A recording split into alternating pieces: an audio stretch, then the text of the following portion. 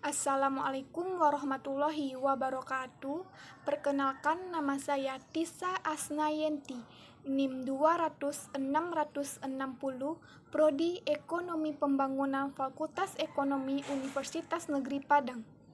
Video ini saya buat untuk memenuhi ujian akhir semester mata kuliah pengantar ekonomi pembangunan yang diampu oleh Bapak Dr. Alphonsa Trianto, SEME. Pada video ini, saya akan menjawab 5 soal dari 7 soal yang diberikan. Soal pertama, teori pembangunan Rostow menjelaskan proses pembangunan suatu negara melalui 5 tahapan.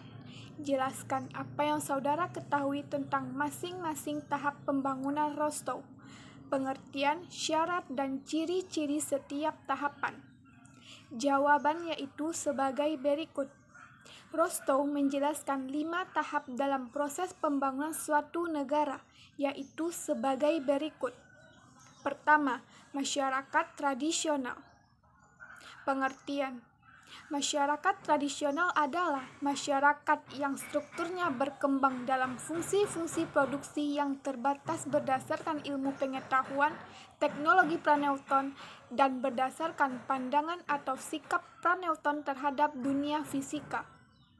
Dengan begitu, masyarakat tradisional dipandang sebagai masyarakat yang strukturnya berkembang di dalam fungsi produksi yang terbatas, yang didasarkan pada teknologi ilmu pengetahuan dan sikap masyarakat seperti sebelum masa Newton, di mana masyarakat sebelum Newton adalah suatu masyarakat yang masih menggunakan cara-cara memproduksi relatif primitif dan cara hidup yang dipengaruhi oleh pikiran irasional. Syarat: 1. Setiap masyarakat harus memiliki kemampuan untuk bertani. 2. Dapat bersifat hierarkis. Ciri-ciri masyarakat tradisional: 1. Tingkat produksi per kapita dan tingkat produktivitas pekerja masih sangat terbatas. Sebagian besar sumber daya masyarakat digunakan untuk sektor pertanian. 2. Anggota masyarakat kemungkinan kecil mengadakan mobilitas vertikal. 3. Kebijaksanaan pemerintahan pusat dipengaruhi oleh tuan tanah berkuasa di daerah tersebut. 4. Struktur sosial bersifat berjenjang. Dan yang kelima, hubungan darah dan keluarga memainkan peranan yang menentukan. Yang kedua, prasyarat tinggal landas. Pengertian: prasyarat tinggal landas merupakan masa transisi di mana prasyarat-prasyarat pertumbuhan swadaya dibangun atau diciptakan. Syarat: 1. Harus ada perubahan bersifat multidimensi. 2. Terdapat orang-orang yang bersedia menggunakan penemuan baru untuk modernisasi kegiatan produksi. 3. Pemimpin bersifat nasionalisme. Dan yang keempat, pertanian mengalami kemajuan. Ciri-ciri prasyarat tinggal landas: 1. Peningkatan penggunaan modal. 2. Tabungan dan investasi meningkat. 3. Terdapat lembaga dan organisasi tingkat nasional. 4. Adanya elit-elit baru. Dan yang kelima, perubahan dipicu dari luar. Yang ketiga, tinggal landas. Pengertian: tinggal landas adalah titik yang menentukan di dalam kehidupan masyarakat ketika pertumbuhan mencapai kondisi normalnya. Syarat tinggal landas: 1. Laju investasi dan tabungan meningkat 5-10% dari pendapatan nasional. 2. Adanya perkembangan sektor penting. Yang ketiga, kerangka budaya mendorong ekspansi. Ciri-ciri tinggal landas: 1. Pertumbuhan ekonomi yang selalu terjadi. 2. Kemajuan pesat dalam inovasi dan terbukanya pasar-pasar baru. 3. Industrialisasi meningkat. 4. Sektor usaha manufaktur. Dan yang kelima, kenaikan investasi produktif dan kenaikan GDP yang tinggi. Yang keempat, dorongan menuju kedewasaan. Pengertian. Tahap ini merupakan tahap ketika masyarakat telah dengan efektif menerapkan serentetan teknologi modern terhadap keseluruhan sumber daya mereka. Syarat 1. Investasi dan tabungan meningkat 10-20% dari pendapatan nasional. 2. Harus dapat menggantikan teknik produksi yang lama. Ciri-ciri 1. Terjadi perluasan pemakaian teknologi modern secara menyeluruh pada kegiatan perekonomian. 2. Timbul industri baru. Yang ketiga, pembangunan di sektor baru. Dan yang keempat, pertumbuhan ekonomi berkelanjutan. Yang kelima, era konsumsi massal tingkat tinggi. Pengertian. Tahap ini merupakan tahap yang ditandai dengan pencapaian banyak sektor penting dalam perekonomian berubah menjadi produksi barang dan jasa konsumsi. Ciri-ciri 1. Sebagian masyarakat sudah hidup makmur. 2. Proporsi ketenaga kerjaan yang tinggi di bidang jasa. 3. Meluasnya konsumsi. 4. Adanya kelas menengah baru. 5. Perubahan kawasan ke pinggir kota. Dan yang keenam, permintaan barang konsumsi meningkat. Soal yang kedua. Menurut Arthur Lewis, proses pembangunan terjadi seiring dengan perpindahan tenaga kerja dari sektor tradisional atau subsisten ke sektor modern atau kapitalis. Apakah penyebab terjadinya peralihan tenaga kerja dari sektor tradisional ke sektor modern? Jelaskan prosesnya. Jawabannya yaitu sebagai berikut. Pengalian tenaga kerja kemungkinan disebabkan oleh adanya perluasan output ke sektor modern. Kecepatan perluasan penyerapan tenaga kerja pada sektor industri sangat tergantung pada tingkat investasi di bidang industri dan akumulasi modal secara keseluruhan di sektor modern. Peningkatan investasi dimungkinkan oleh adanya kelebihan sektor modern dari selisih upah dengan asumsi bahwa para pemilik modal yang berkecimpung di sektor modern menanamkan kembali seluruh keuntungannya. Asumsi selanjutnya adalah tingkat upah pada sektor modern diasumsikan konstan dan berdasarkan suatu premis tertentu yang jumlahnya ditetapkan melebihi tingkat rata-rata upah di sektor pertanian. Perubahan struktur ekonomi tersebut ditandai dengan menurunnya kontribusi sektor pertanian dan meningkatnya kontribusi sektor industri dan jasa. Penurunan ini terutama disebabkan oleh peningkatan konsumsi barang-barang bernilai tinggi dan keterbatasan fisik masyarakat dalam mengonsumsi makanan. Selain itu, pengalian tenaga kerja juga disebabkan oleh perubahan pola konsumsi, di mana akan meningkatkan output sektor industri sehingga menyerap tenaga kerja dengan produktivitas marginal nol yang ada di sektor tradisional. Soal yang ketiga. Rosenstein, Rodan, Nurse, dan Lewis mengemukakan tentang pentingnya pertumbuhan yang berimbang pada semua sektor untuk mengatasi keterbelakangan dan mempercepat proses pembangunan.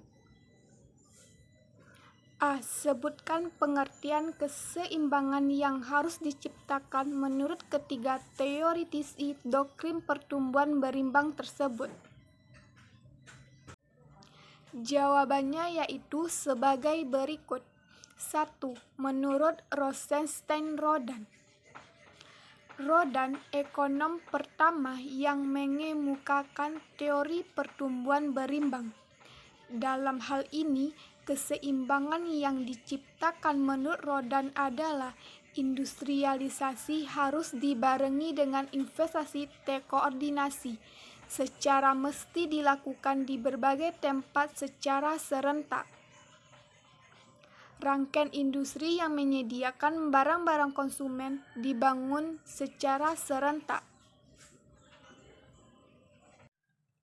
2.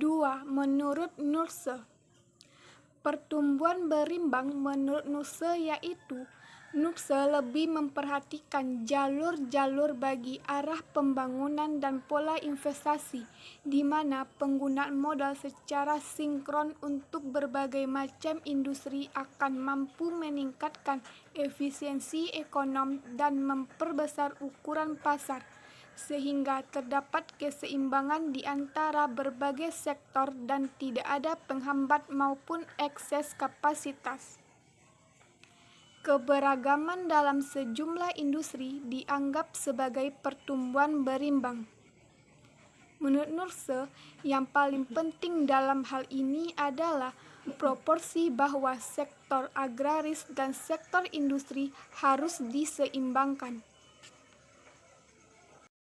3. Menurut Lewis, dalam program pembangunan sektor ekonomi harus tumbuh secara serentak untuk menjaga keseimbangan yang tepat antara industri dan pertanian serta produksi untuk konsumsi dalam negeri dan ekspor.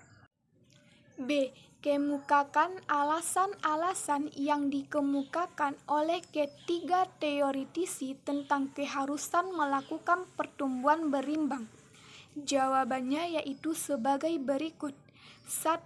Menurut Rosenstein-Rodan, alasan pertama yaitu karena menurut Rodan, industri yang direncanakan secara bersama mampu meningkatkan laju pertumbuhan ekonomi dengan cepat dibandingkan dengan industri yang tidak dirancang bersama.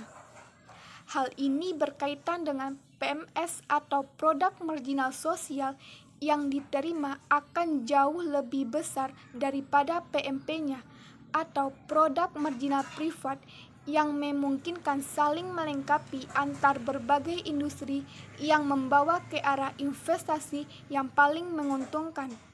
Alasan yang kedua yaitu agar industri dapat meluas melalui pelipat gandaan melalui upah yang diterima pekerja. 2. Alasan menurut NURSE. Alasannya yaitu pertumbuhan berimbang merupakan pondasi yang kuat untuk perdagangan internasional dan juga suatu cara mengisi kekosongan pada batas luar.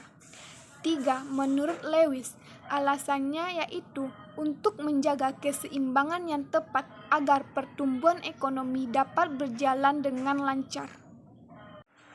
Soal yang keempat.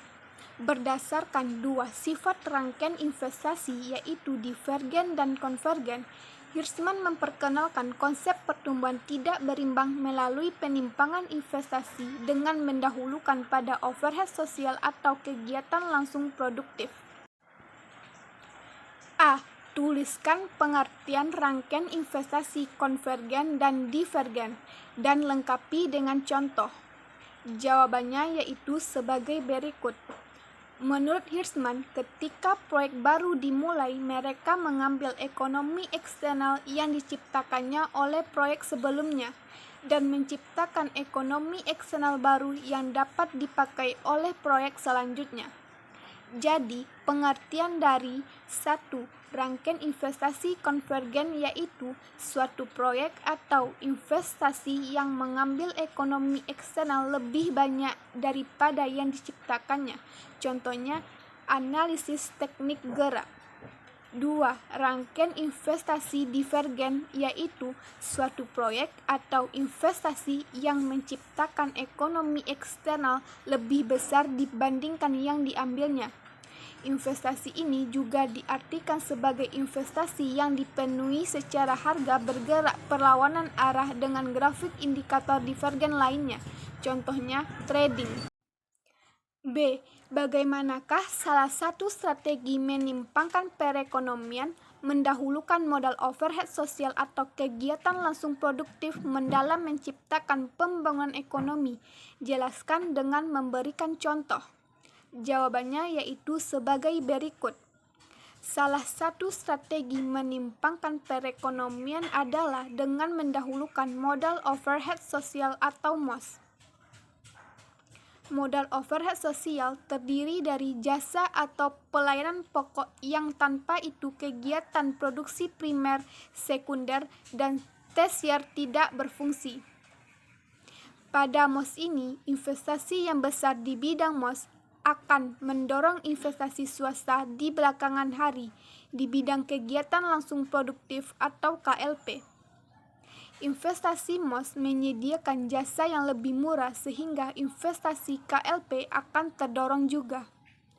Pendekatan MOS dalam pembangunan ekonomi ialah membuat ketidakseimbangan ekonomi sedemikian rupa sehingga merangsang investasi berikutnya di bidang KLP. Investasi MOS ini dibutuhkan sebagai prasyarat investasi di bidang KLP. Jadi, kesimpulan dari strategi dari MOS ini adalah menyediakan jasa yang lebih murah. Contohnya, penyediaan tenaga listrik dengan lebih murah sehingga dapat mendorong industri kecil. Soal yang kelima, Gunnar Myrdal menggunakan konsep dampak balik dan dampak sebar untuk menjelaskan penyebab terjadinya ketimpangan regional yang diakibatkan oleh 3 faktor atau kekuatan yang menimbulkan dampak balik. A. Tuliskan definisi dampak balik dan dampak sebar.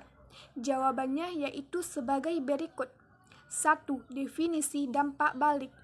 Dampak balik adalah pembangunan di daerah maju akan menciptakan hambatan yang lebih besar kepada daerah-daerah yang terbelakang. 2. Definisi dampak sebar. Dampak sebar adalah perkembangan daerah yang lebih maju dapat mendorong perkembangan di daerah miskin. Dampak sebar menunjuk pada momentum pembangunan yang menyebar secara sentrifugal dari pusat pengembangan ekonomi ke wilayah-wilayah lainnya. B. Jelaskan bagaimana 3 kekuatan dampak balik menyebabkan terjadinya ketimpangan regional. Jawabannya yaitu sebagai berikut. 3 kekuatan dampak balik yang menyebabkan terjadinya ketimpangan regional yaitu sebagai berikut. 1. Corak perpindahan penduduk atau migrasi dari negara miskin ke negara maju. Pada umumnya, penduduk berpindah atau melakukan urbanisasi ke kota-kota besar atau daerah yang lebih maju. Penduduk yang melakukan urbanisasi merupakan penduduk yang potensial, yaitu tenaga kerja yang masih muda dan produktivitas dengan tingkat pendidikan yang lebih tinggi dibandingkan dengan penduduk yang tidak melakukan urbanisasi. Akibatnya, di desa atau daerah miskin akan terjadi kekurangan tenaga kerja produktif. Kondisi ini akan semakin mempersulit desa atau daerah miskin untuk berkembang. 2. Pola aliran modal. Modal pada umumnya lebih menguntungkan ditanamkan di kota atau daerah maju. Sebab di kota banyak faktor yang mendukung seperti tersedia lembaga perbankan dan kemudahan dalam melakukan transaksi. Oleh karena itu, modal lebih banyak dan lebih mudah diperoleh di kota atau daerah maju. Sebaliknya, di desa atau daerah miskin, modal sangat sedikit dan sulit diperoleh. Kondisi ini mengakibatkan permintaan akan modal di desa atau daerah miskin sangatlah rendah. 3. Pola perdagangan. Kegiatan perdagangan cenderung menguntungkan wilayah maju dibandingkan wilayah yang kurang maju. Karena kegiatan perdagangan banyak dikuasai oleh industri-industri di kota atau daerah yang lebih maju. Hal ini menyebabkan daerah miskin mengalami kesulitan untuk mengembangkan pasar untuk hasil-hasil industrinya dan memperlambat perkembangan di desa atau daerah miskin. Sekian yang dapat saya jelaskan. Terima kasih atas perhatiannya. Assalamualaikum warahmatullahi wabarakatuh.